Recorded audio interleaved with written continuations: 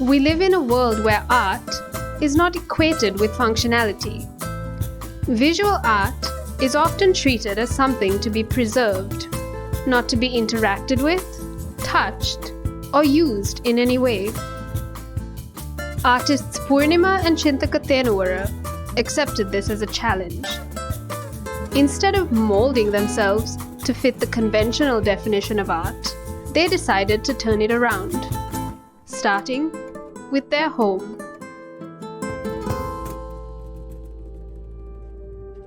Right here, like where you are in, is like one of our ongoing art project. Actually, this structure we argue it as a work of art because this entire place is designed by me and Chinthaka. For us, this is like a living sculpture. So there are a lot of multifunctional spaces, like we have like listening places, and there are places people can come and watch movies and do games. So according to the function, the nature of the place also is changing. The Thenuwaras put out a notice on social media asking people to donate any discarded or damaged materials they had to the house. All the items they received have been repurposed and made use of in some way. Because when the people donated these objects, it's, for me, they are like living creatures. It's carries their ideas, beliefs, value system, personal stories, histories. So as an ongoing project, I'm now recording the stories behind these in more visual forms. The house is filled with mismatched cups and plates that dot the community kitchen and broken vinyl players that have now been restored.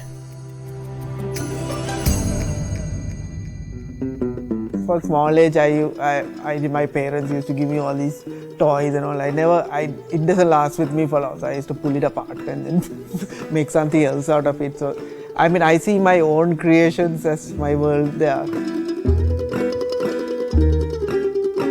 I get a lot of stuff donated from people and all. They just throw it away or something. Or I even collect. I go buy them or and try and restore them and then help other people to get into the hobby and that kind of thing.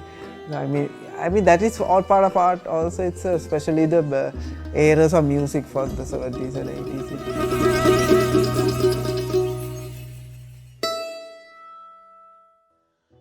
The couple formed an art collective called Coca and collaborated with international and local artists to produce interactive art installations that have been showcased around the city.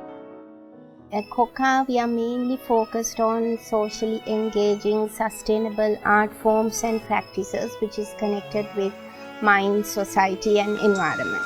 So as artists, we work inside and outside gallery spaces, and we also work with a lot of people from non-art background, like Ayurvedic doctors, local farmers, environmentalists.